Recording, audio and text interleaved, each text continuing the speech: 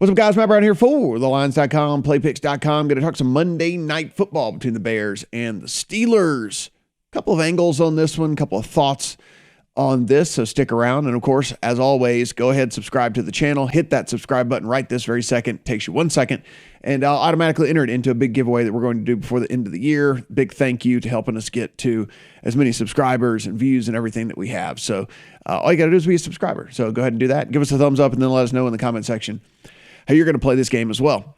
As we take a look right here, sitting at 7, there's 6.5 still left out there if you did want to take the Steelers, but pretty much 7 everywhere else across the industry in favor of the Steelers. Now, if we take a look at the injury report in this one, on the Bears side of things, Khalil Mack is out, not good. Damian Williams is out, doubtful. Eddie Jackson, safety for them. And then questionable wide receiver Darnell Mooney and linebacker Alec Ogletree. The good news would be it looks like David Montgomery, running back, is going to be back for the Bears this week. I think they're going to activate him off of IR for this game for him to play. On the Steelers side of things, Eric Ebron is out, and then center B.J. Finney is questionable, but that's all that they're dealing with on the injury front over there. You can see right here, total 39.5. If you were looking to play the under, there's 39s out there. If you're looking to play the over, yes, a sub 40 total in this thing. So, look, when we go to compare these two teams, it's pretty easy whenever we start to look at, the major differences in the two, which is the fact that at least there's a pulse on the Pittsburgh offensive side of the ball, whereas there really isn't on the Bears side of the ball right now. And now, when I say a pulse, I don't mean that this Pittsburgh offense has been lighting things up by any stretch, but they started out bad. They are getting better. They have gotten better. Now, that doesn't say that they're good, but they've gotten better over the last few games as well. So where they sit right now, look, the Bears offensively, 30th overall DVOA, dead last pass DVOA offense. Pro Football Focus has them 30th from a pass offense standpoint. If you kind of take a look at what they've got going on from an offensive line standpoint, the other thing is their adjusted sack rate is 32nd dead last in the league. The pressure allowed those only 16th, and a lot of this has to do with the fact that Justin Fields is just holding the ball too long, right? He's taking too many sacks, and this isn't necessarily the offensive line's fault, really, when it comes down to it. So, that's one of the things we have to look at. That being said, everything else is just absolutely horrible. 32nd yards per play, 32nd yards per pass, 32nd points per play, 24th early down EPA, 23rd early down success rate. So, the offense has just been absolutely non-existent. There's been nothing going on whatsoever with this team. Now, Pittsburgh defense has been actually pretty good. Kind of under the radar good, but pretty good. Not as good as last year, where they were really awesome, but pretty good. You lose Bud Dupree, you're probably not going to be better. But, look, they're a top 10 defense in the league right now. They're really good against the run. Really good against the run and pretty good against the pass. But really good against the run. Thing that's really sticks out for them is their pressure rate, which, by the way, they're getting at the quarterback at the third highest rate in the NFL. So making quarterbacks have to make quick decisions, making quarterbacks not have to hold the ball as long.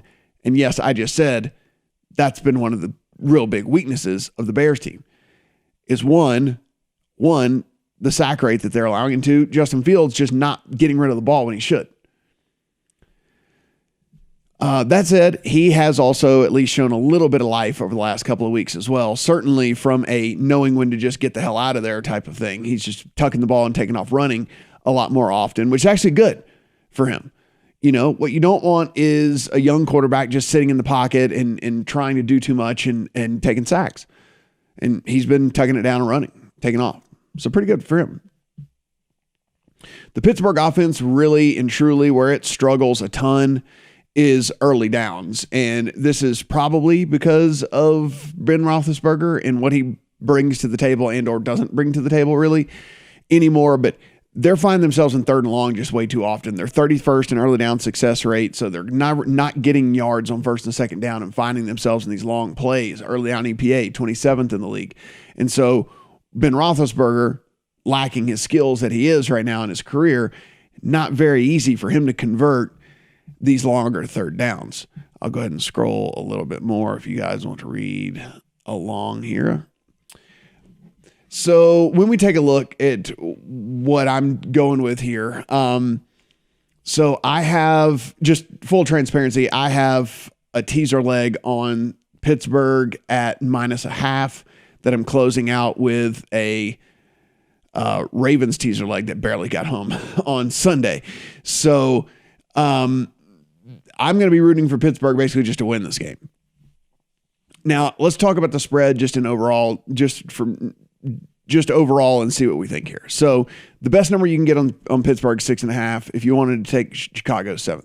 The question you got to ask yourself is, do I feel comfortable enough in a game with only a 39 total, 39.5, for the Steelers to cover by a touchdown?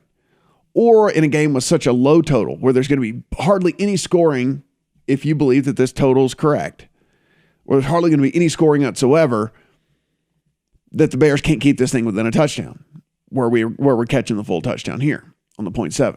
I mean, on the full 7. So my initial thought here in all this is, it really does feel like if you're one of those people that play, I know they're super popular as the same game teasers these days, right? And so like, I almost feel it's going to be a two-way winner in this game. So whether you teased Pittsburgh down or Chicago up and then played the under as well, so you would basically take Pittsburgh down to either a half point or a point, or Chicago up to 13, and then you played this at 45.5 because you add 6 to the 39.5 and you played the under on 45.5. It almost feels like either way you wanted to play this would be a winner, because it does not, the Pittsburgh offense has not shown any propensity to blow anybody out. It doesn't look like they have the firepower to blow anybody out. And then in a game with such a low total, getting 13 points with Chicago, every one of those points being so incredibly valuable. Think about that in a game with only 39 total. Getting 13 points with Chicago, which we would tease up to 45.5. So we would get under. So, we would get under that as well. So I think either one of those options is perfectly fine if you wanted to go that route. As far as just playing this thing straight up, I don't like either one of the numbers as they sit right now. If I had to play it, I would play the Bears, and I would take the points to play the Bears in a low total game. Even as bad as Fields has been, I would rely on the fact that maybe he would continue to show some growth the more starts that he gets. Maybe he figured something out with when he needs to scramble. Maybe the Bears figured something out with utilizing his athletic ability and his running ability. If I had to, I would do that. But if I was going to play this thing straight up right now, if I didn't already have a teaser leg going into this, I would I'd play a same game teaser, play the under, and then play either side, whichever one you feel a bit more comfortable with. But I think that both sides will probably end up winning this thing. As far as the total, just as it sits right now, if this was even at 42, I would recommend just playing a straight under. But all the way down now at 39.5, too hard for me to say that you could recommend a total here. Because listen, how are we getting to the over? The thing about this is with the Pittsburgh defense creating so much pressure, it's not out of the realm of possibility that Fields, being a young quarterback, makes a couple of really costly mistakes and then gives Pittsburgh short fields to where they don't even need to really be all that good on offense, because they don't have to go that far to score. And that's not out of the realm of possibility here. If they're getting to him over and over and over again, if that pressure rate continues for this defense, then that's not crazy. And if you're looking at a straight under on this thing, listen, what did I just tell you? Neither one of these offenses are really any good. And Ben Roethlisberger has not shown propensity to throw the ball down the field. And when he does, he's not very accurate. And same things can be said for Fields. So the path to the under obviously is pretty easy. It's just crappy offenses and one good defense in the Steelers, and then really tough to get over. So if you think you have an angle, there, go with it. I just don't like that. I just don't like that total where it is all the way down to right there. On the prop side of things, though, I just brought up Justin Fields, and I think one of the things that we can look at here, not looking at the passing yards, not looking at passing touchdowns, completions, interceptions, none of that stuff. But if you look here, 37.5 is his rushing total. And if we do believe that the Steelers are going to get after him a ton, right? Steelers have generated pressure on 29% of opponents' dropbacks this year. So nearly every third dropback, Fields can likely expect to get pressured. Well, if they are doing that, right? If they're getting pressure and they're getting in the backfield, a lot of times what that can do, though, is if they don't get home and they're way up field like that, it does create some running lanes for quarterbacks to take off running. And Fields is now, like I said, showing much more of a tendency to just pull it down and take off running as opposed to sit in the pocket. If you take a look, I mean, look, his rush attempts number is set at 6.5. And then we're talking about 37.5 rushing yards here.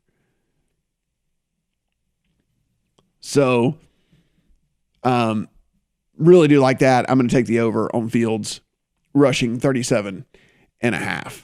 And the other thing here is I do want to consider, and I want to bring up these Najee Harris props, because here's the thing. Without Juju Smith-Schuster, who's been on IR, like we said, Ben doesn't throw the ball down the field anymore. And so Najee Harris has really and truly become a massive, massive part of this offense. The other thing about this, right, with Najee Harris is that Khalil Mack being out for the Bears is so huge, because Khalil Mack, not only is he their best defensive player, not only is he their best defensive pressurer of quarterbacks, he's also their best run stopper. And so if you wanted to play rush yards, perfectly fine with that. If you want to play rush attempts, because I think it's probably going to be just bell-cowed in this game, don't have a problem with that either. If you want to play receiving yards, don't have a problem with that. I'm going to play the combo and play the rushing and receiving of the over and go with that. So if you wanted to split them up, you know, a third of a unit, 30 unit, something like that to make yourself feel better, I'm perfectly fine with that. I'm just going to play the rushing and receiving, but if you want to play some on the rushing, some on the receiving, then some on this one as well, you know, that's perfectly fine with me as well. I'm just going to play the combo here. He has been getting an unreal amount of touches for this team. And if you look right now at the way that this Bears defense is constructed, without Khalil Mack out there, this should create a pretty good opportunity for Najee Harris to really and truly get it going on the ground. And again, also, he's catching a ton of dump-off passes from Ben Roethlisberger as it is anyway. But if you look, the run defense for the Bears, it's in the bottom 6 in the league. If you look at what they're giving up yards per rush, they're 25th in the league right now. So, like, there's a lot going for Najee Harris here as well on the ground. And then again, he's just catching a bunch of dump-off passes or whatever. So I just want that little bit of built-in security in case he does catch a few more passes than he does run the ball. And the other thing is there's a game script here, even if the Steelers get down, that it could work for us as well, because he's not coming off the field. So even if they get down and they have to get into the pass every down, pass every single down, which I don't think they're going to get down this game to the Bears, but if they do, it's pass. Najee Harris is staying on the field. And he's going to catch dump off after dump off after dump off after dump off if in case the game script goes south for the Steelers as well. So there's like multiple ways for this thing to get home. Him just have a good game and they dominate, or even if they get down, he can still catch a bunch of garbage time dump-off passes from Ben Roethlisberger. So there's multiple paths to victory for that one on Najee Harris. So I'm going to play that one as well. So listen, not the most exciting game, probably not going to be the most fun game to watch. We're going to put some bets in as it is anyway. Been a miserable, weird week 9 as it is. I'm ready to get this week behind me. You probably are as well. And we'll get on to week 10 here sooner than later, guys. As always, go ahead and subscribe. Everything is absolutely free. Go ahead and hit the thumbs up. And let us know in the comment section, how are you playing the game? Is there an angle that I didn't think of? Is there something going on here? Let me know. Like I said, this game just doesn't really jump off the page to me as something I'm going to be investing in heavily. I'll have a couple of little bets in there, but I think we'll move on here to week 10. Good luck on all your bets on Monday Night Football.